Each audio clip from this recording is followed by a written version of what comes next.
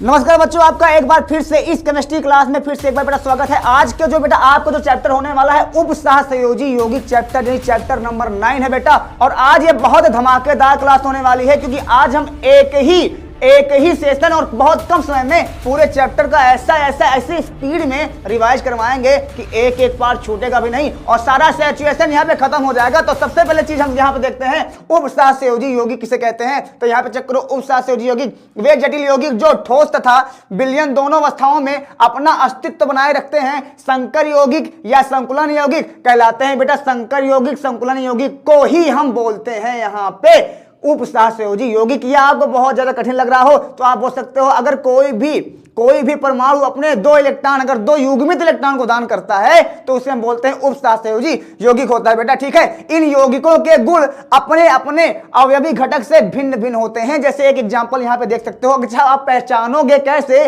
कि कौन सा उप सहसंयोजी यौगिक है? तो आपके लिए बता दें, अगर कोई भी कंपाउंड यहाँ पे गुरु कोष्टक, ये जो दिख रहा है तुमको, ये है गुरु कोष्टक, अगर गुरु कोष्टक के अंदर है तो जान लेना वही उप सहसंयोजी यौगिक ही कहलाएगा। ठीक है, आगे आ जाओ। उप सहसंयोजन संख्या और समन्वय संख्या। उप सहसंयोजन और समन्वय संख्या क्या होती है? तो यहाँ पे तुमको हम बता दें बेटा, सुनो मेरी बात को। ये जो है यहाँ पे Fe ये है केंद्रीय परमाणु और जो Cn है वो है लिगेंड। इसमें दो लोग का बहुत बड़ा रोल होता है, एक केंद्रीय परमाणु और एक होता है हमारे पास लिगेंड। तो दोनों के रोल में क्या अंतर है, समझो मेरी बात को। यहाँ पे Fe है, यहाँ पे कैसे पहचानेंगे कौन सा यहाँ पे केंद्रीय परमाणु है और कैसे पहचानेंगे यहाँ पे कौन सा यहाँ लिगेंड है? तो मेरी बात को सुनो, केंद्रीय परमाणु जो होता है वो हमेशा डी ब्लॉक का एलिमेंट्स होगा, धातु होगा और केंद्रीय परमाणु हमेशा एक होता है, उसकी संख्या सबसे कम होती है। मतलब कि यहाँ पे Fe की संख्या 1 है और Cn की संख्या 6 है, तो यहाँ पे Fe जो है वो हमारा क्या है, केंद्रीय परमाणु है और Cn जो है यहाँ पे वो 6 है, तो Cn नहीं हो सकता है और ऊपर से धातु भी है। तो यहाँ पे आप बोल सकते हो कि केंद्रीय परमाणु क्या है, Fe है और Fe डी ब्लॉक का एलिमेंट्स भी है। ठीक है, आगे बढ़ो। उप सहसंयोजी संख्या, समन्वय संख्या और कोऑर्डिनेशन नंबर या उप सहसंयोजी संख्या सब एक ही है।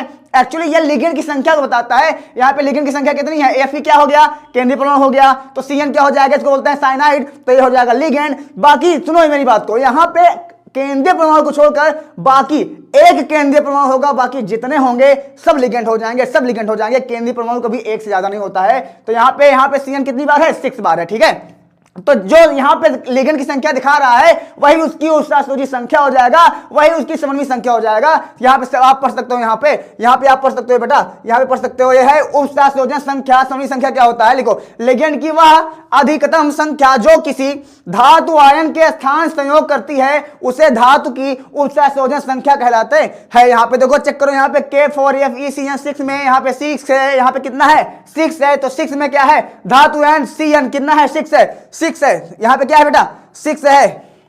यहाँ पे क्या है, 6 है। तो यहाँ पे एक मिनट, ओके। यहाँ पे आप थोड़ा सा 1 मिनट, थोड़ा सा बेटा यहाँ पे ऐसे।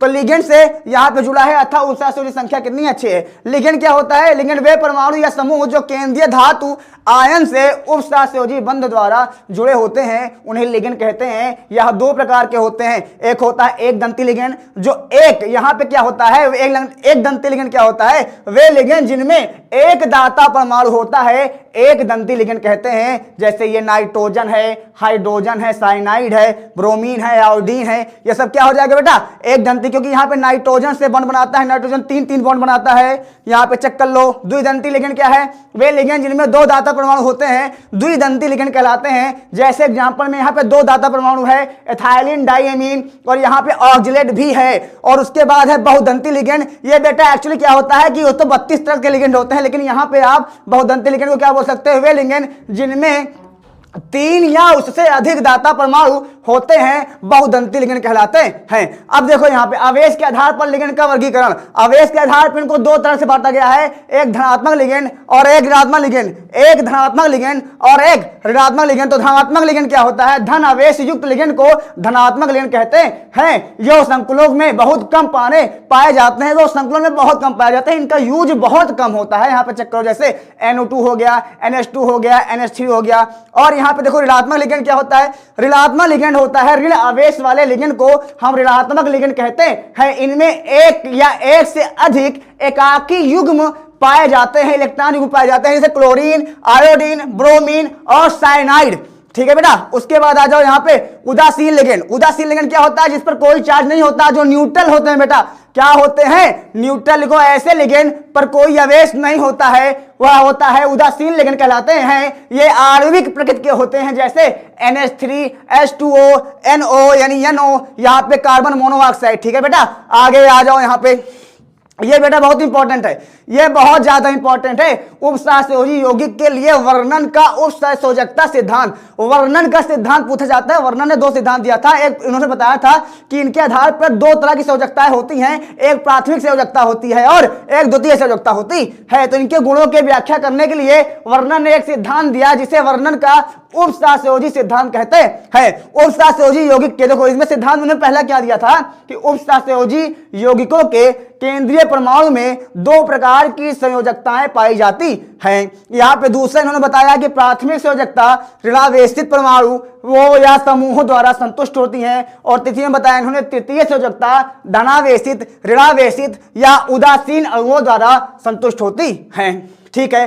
चौथा नंबर क्या था इसमें? प्राथमिक संयोजकता को ठोस रेखा द्वारा, जबकि द्वितीय संयोजकता को बिंदुमय रेखा द्वारा प्रदर्शित किया जाता है। इसका आप स्क्रीनशॉट ले सकते हो बेटा, चेक कर लो इसका स्क्रीनशॉट, टेक का स्क्रीनशॉट। चलो आगे बढ़ते हैं बेटा, आगे चेक करो, आगे आगे आगे बढ़ते हैं। यहाँ पे आ जाओ, यहाँ पे उपसहसंयोजी यौगिक का नामकरण। देखो सबसे ज्यादा अगर इस चैप्टर में कुछ चीज इंपॉर्टेंट है, अगर सबसे ज्यादा कुछ चीज इंपॉर्टेंट है तो वह है उपसहसंयोजी यौगिक का नामकरण। की नामकरण कैसे किया जाता है, और सारे बच्चे सबसे ज्यादा इसमें प्रॉब्लम आता है बेटा। तो चेक करो यहाँ पे उपसहसंयोजी यौगिक का नामकरण कैसे, इसका हम क्या करते हैं, इसका IUPAC, और इसका जो नामकरण है वो IUPAC से बहुत अलग होता है। तो यहाँ पे चेक करवाते हैं। सबसे पहले क्या होता है, देखो जैसे आप जानते हो कि सोडियम क्लोराइड, तो सोडियम क्लोराइड में सोडियम क्या होता है? प्लस होता है, क्लोराइड क्या होता है? माइनस होता है। तो प्लस वाले का नाम पहले लिखा जाएगा और माइनस वाले का नाम बाद में लिखा जाएगा, क्योंकि सबको पता है सोडियम प्लस क्लोराइड। तो सोडियम प्लस में होता है, क्लोराइड किस में होता है? माइनस में होता है। इसी तरह इसमें भी होता है कि धनायन का नाम पहले लिखा जाएगा, उसके बाद संकुल लिगेंड का नाम लिखा जाएगा, उसके बाद केंद्रीय धातु का नाम लिखा जाएगा। और यहाँ पे एक चीज बहुत ज्यादा इंपॉर्टेंट होती है जिसको बोलते हैं ऑक्सीकरण संख्या, और ऑक्सीकरण संख्या भी आपको यहाँ पे लिखना पड़ेगा, वो भी रोमन नंबर में लिखना पड़ेगा। और रोमन नंबर में आपने अगर नहीं लिखा तो सब छिछवा लेदर मच जाएगा, सब गड़बड़ हो जाएगा। समझ में आया मेरी बात? और उसके बाद हमको चेक करना पड़ेगा आयन। ठीक है, आ जाओ। पहला नियम है IUPAC बनाने का। IUPAC बनाने का पहला नियम क्या है? सुनो, आयनों के नामकरण का क्रम कैसे होता है, सुनो मेरी बात। धन आयन का नाम पहले, ऋण आयन का नाम बाद में लिखते हैं। मतलब धनायन का नाम कैसे, हमने बताया ना, सोडियम प्लस क्लोराइड। NaCl क्या होता है? सोडियम क्लोराइड होता है। तो सोडियम प्लस में है, क्लोराइड माइनस में है, तो सोडियम का नाम पहले आ रहा है, यानी प्लस वाले का नाम पहले आ रहा है, और क्लोराइड का नाम बाद में आ रहा है। ठीक है, ओके। यहां पे समझो जो मैंने कहा उपसहसंयोजी क्षेत्र का नाम कर दो, लिगेंड का नाम पहले तथा केंद्रीय धातु आयन का नाम बाद में लिखा जाता है। समझे मेरी बात? केंद्रीय परमाणु का नाम यहाँ पे बाद में लिखा जाता है, लिगेंड का यहाँ पे पहले लिखा जाता है। जैसे हमने एक एग्जांपल यहाँ पे बताया था आपको, K4 वहां पे था क्या, FeCN6, तो जो लिगेंड था उसका नाम पहले लिखा जाएगा और संख्या सहित लिखा जाएगा। जैसे 6 है तो हेक्सा साइनो, उसके बाद जो भी होगा केंद्रीय परमाणु नाम लिखा जाएगा। ठीक है।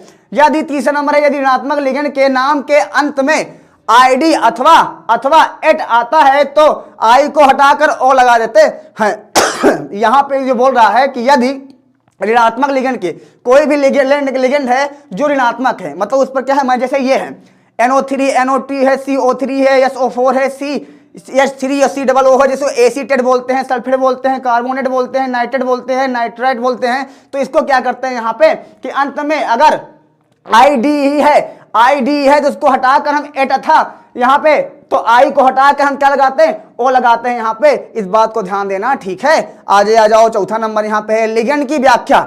लिगेंड की व्याख्या देखो, यहाँ पे लिगेंड की व्याख्या करना पड़ता है। यदि समान लिगेंड की संख्या 2 3 4 5 6 हो, मतलब संख्या हो 2 हो 4 हो 6 हो 5 हो, तो आपने IUPAC में पढ़ा था ना, तो वहां पे डाई ट्राई टेट्रा पेंटा हेक्सा ये सारी चीजें आप यूज करते हो, तो उनके पहले हम क्या यूज करते हैं? डाई ट्राई टेट्रा पेंटा हेक्सा।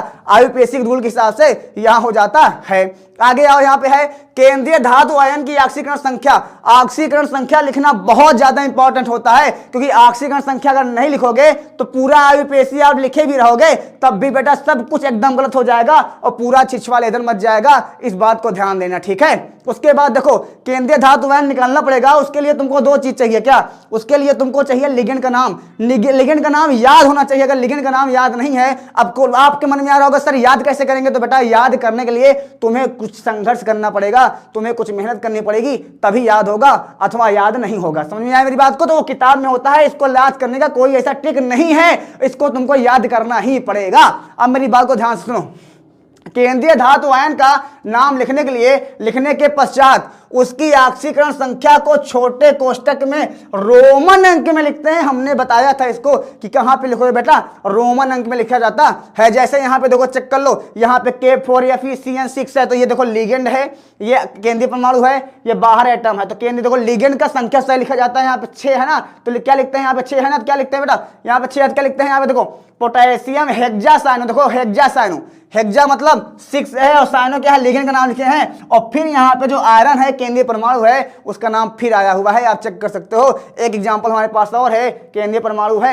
और एक चीज इसमें और ध्यान देना पड़ता है, ध्यान ये देना पड़ता है कि जो आपका गुरु कोष्टक है, गुरु कोष्टक क्या होता है, यही गुरु कोष्टक। ये जो गुरु कोष्टक है वो प्लस में है कि माइनस में है, इसको कैसे चेक करोगे तो मैं बता देता हूं। देखो K4 है, पोटेशियम कैसा परमाणु है, पोटेशियम प्लस वाला परमाणु है, K4 प्लस वाला परमाणु बाहर है। अगर प्लस वाला परमाणु बाहर है तो ये जो तुमको गुरु कोष्टक दिख रहा है, इस पर पूरे पे माइनस का चार्ज आएगा। अगर प्लस वाला बाहर है तो फिर इसके अंदर क्या आएगा, माइनस का चार्ज आएगा। और अगर माइनस वाला बाहर है तो इसके ऊपर क्या आ जाएगा, प्लस का चार्ज आ जाएगा। इस बात को ध्यान देना, क्योंकि यहाँ पे Cl है, Cl कैसा है, Cl कैसा है, क्लोरीन कैसा होता है, माइनस वाला होता है। और अगर क्लोरीन माइनस वाला है तो फिर ये कैसा हो जाएगा, पूरा प्लस वाला हो जाएगा। ठीक है बेटा, आगे बढ़ते हैं भैया। इसको कैसे लिखे हैं, देखो हेक्साएमीन कोबाल्ट, और यहाँ पे देख सकते हो आपकी एक ब्रैकेट है छोटा सा, और इसके अंदर हम ऑक्सीडेशन नंबर को लिख दिए हैं। इस बात को ध्यान दो। चलो आगे बढ़ते हैं।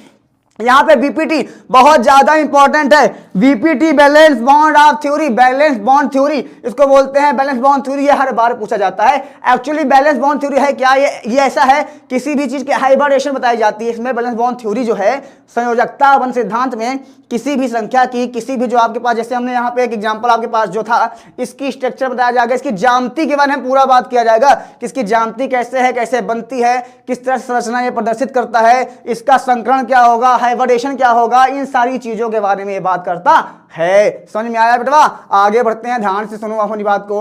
बीपीटी संयोजकता बंध सिद्धांत है। यहाँ पे सुनो क्या बोल रहा है ये, टेक का स्क्रीनशॉट पहले मार लो, उसके बाद बताएं क्या बोल रहा है। बोल रहा है यह सिद्धांत मुख्य रूप से उपसहसंयोजी यौगिक की ज्यामिति, आकृति तथा चुंबकीय गुणों की व्याख्या करता है। इसी में रंगीन होता है, इसी में रंगहीन होता है, इसी बोलता है कि कौन चुंबकीय है, कौन प्रति चुंबकीय है, कौन अपनी ओर किसी को आकर्षित करेगा, कौन अपनी ओर प्रतिकर्षित करेगा। तो एक बात तुमको बता दें, इसके बाद बहुत सारे सोल्यूशन हम लेकर आएंगे, बड़ा टेंशन लेने की कोनो बात नहीं है। तो देखो एक चीज, अगर कोष्टक भरा है, अगर कोष्टक जैसे हमारा हाथ खाली है, तो खाली है तो दूसरा वाला अगर आदमी आता है इसको हम पकड़ लेंगे। अगर ये हाथ हमारा ऑलरेडी यहाँ पे भरा हुआ है, इस हाथ में ऑलरेडी मोबाइल है, तो दूसरा वाला आएंगे तो कैसे पकड़ेंगे, तो नहीं पकड़ पाएंगे ना। तो ये बात, मेरी बात सुनो, अगर ये खाली है अब तो दूसरा वाला इसमें चिपक जाएगा, वो चिपक जाएगा तो क्या हो जाएगा, चुंबकीय हो जाएगा। अगर ये भरा हुआ है तो दूसरा वाला आएगा तो उसको हम चिपका नहीं पाएंगे, तो क्या हो जाएगा, प्रतिकर्षण हो जाएगा। तो इस प्रकार से आप समझ सकते हो कि कोष्टक भरा होगा। अगर कोष्टक, कौन सा कोष्टक हम बताएंगे, टेंशन ना लो। अगर कोष्टक भरा है तो वहां पे क्या हो जाएगा, चुंबकीय हो जाएगा। सॉरी, अगर कोष्टक खाली है तो वहां पे चुंबकीय हो जाएगा, अगर कोष्टक भरा है तो वहां पे प्रतिचुंबकीय हो जाएगा, यानी वो प्रतिकर्षित करेगा अगर भरा है तो, और अगर वो साथ में है तो आकर्षित करेगा। इस बात को आप कभी मत भूलिए बेटा। आगे चलो, यहां पे सुनो मेरी बात। केंद्रीय धातु परमाणु की अपनी ऑक्सीकरण संख्या के अनुसार इलेक्ट्रॉन त्याग कर धनायन बनाता है। एकदम सही बात है, इसको हम बताएंगे। जैसे यहाँ पे हमारा केंद्रीय परमाणु होता है, केंद्रीय धातु, जैसे केंद्रीय धातु यहाँ पे चेक करो, यहाँ पे ये केंद्रीय धातु है, तो क्या करता है, अपने इलेक्ट्रॉन त्याग कर क्या बनाएगा, बंध बनाएगा। तो इसका कहने का मतलब ये है कि अनुसार इलेक्ट्रॉन त्याग कर धनायन बनाता है। केंद्रीय धातु परमाणु लिगेंड के साथ बंध बनाने के लिए कई रिक्त कक्ष में उपलब्ध करते हैं, और इन कक्षकों की संख्या केंद्रीय धातु परमाणु की उपसहसंयोजकता संख्या के बराबर होती है। तो इस तरह से आप देख सकते हो, जैसे यहाँ पे sp है तो sp क्या होगा, यहाँ पे संकरण संख्या कितनी होगी, अगर 2 होगी, संकरण की संख्या 2 होगी, तो यहाँ पे संकरण क्या होगा, sp होगा। और यहाँ पे इसकी ज्यामिति है रेखीय होगी, कैसी होगी, रेखीय होगी। अगर यहाँ पे संकरण की संख्या 3 होगी, संकरण की संख्या मतलब यहाँ पे बंध की संख्या, समझ सकते हो, बंध की संख्या, बंध की। तो यहाँ पे अगर यह 3 होगी तो यहाँ पे समतल त्रिकोणमितीय होगा। यहाँ पे 4 है, अगर 4 बंध दिखेंगे तुमको तो यहाँ पे sp3 हो जाएगा, चतुष्फलकीय संरचना हो जाएगी। अब 4 कैसे होता है, जैसे मेथेन होता है ना, कार्बन होता है, कार्बन के चारों बगल हाइड्रोजन लगे होते हैं, तो इस तरह का कुछ होता है यहाँ पे। और यहाँ पे चतुष्फलकीय हो जाता है। फिर यहाँ पे 4 है यहाँ पे, तो DsP2 हो जाता है। एक्चुअली वहां पे 5 होना चाहिए बेटा, तो वर्ग समतलीय हो जाता है। और यहाँ पे अगर 5 है, अगर यहाँ पे 5 है तो ये हो जाएगा हमारे पास त्रिकोणमितीय द्विपिरामिडीय संरचना हो जाएगा। तो इस तरह से आप इसको लिख सकते हो। यहाँ पे हम क्या करते हैं, एक बार इसको फिर से पीछे से स्किप कर देते हैं और आप इसका स्क्रीनशॉट ले सकते हो। जैसे इसका स्क्रीनशॉट आप मार सकते हो आसानी से, कोई दिक्कत नहीं है। उसके बाद आप फिर से इसका स्क्रीनशॉट मार सकते हो, कोई दिक्कत नहीं है। उसके बाद आप फिर से इसका स्क्रीनशॉट मार सकते हो, कोई दिक्कत नहीं है। आप इसका स्क्रीनशॉट फिर से मार सकते हो, कोई दिक्कत नहीं है। इसका स्क्रीनशॉट फिर से मार सकते हो, इसकी दिक्कत नहीं है। इसका स्क्रीनशॉट आप ले लो, आराम से स्क्रीनशॉट लो, कोई दिक्कत नहीं है। इसका स्क्रीनशॉट आप आराम से मार सकते हो, कोई दिक्कत नहीं है बेटा, आराम से कोई दिक्कत नहीं है। चलो इसका स्क्रीनशॉट लो, फटाफट जल्दी से जल्दी स्क्रीनशॉट मार लो मेरी बेटवा, जल्दी से जल्दी लूट लो, नहीं तो गड़बड़ा जाएगा बेटा, लूट लो नहीं गड़बड़ा जाएगा यहाँ पे। उसके बाद यहाँ पे देख सकते हो नामकरण के कुछ रूल हैं यहाँ पे, इसको स्क्रीनशॉट लो।